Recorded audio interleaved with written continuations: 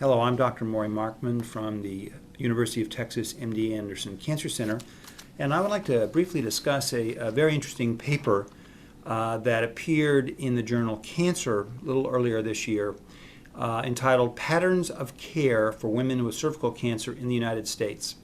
This paper analyzed data from the Surveillance, Epidemiology, and Reports program of the National Cancer Institute, looking specifically at the question of the use of chemotherapy in women with cervical cancer in the United States on the years 1997, 2000, 2001. The particular reason for doing this analysis is related to the results, the landmark results that from a number of published randomized controlled trials that examine the role of chemoradiation, that is basically giving cisplatin concurrently with radiation in certain subsets of women with early stage but advanced cervix cancer.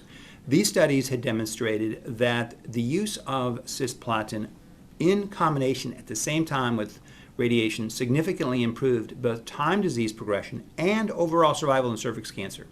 So the analysis published in Cancer looked at the question of how these results had translated into routine use of chemotherapy, particularly concurrent chemoradiation therapy, outside the setting of academic medical centers.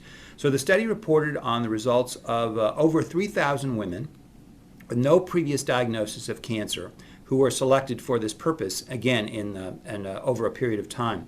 And very importantly, when one looked at the question of concurrent chemoradiation, from 1997, there were approximately 20% of the population that appeared to be eligible who received this therapy, and that increased to 72% in the year 2001. This is obviously very important data because it does demonstrate that within the United States, when, at least in this setting, when very strong evidence-based data is available to suggest an impact of a particular strategy, this does get translated into the care in the community. And obviously, one can hope that one will find other examples, and one certainly can find other examples, where this type of evidence-based medicine does get translated. So it's not just the trials in the journals, but obviously the care of the people in the community that becomes important.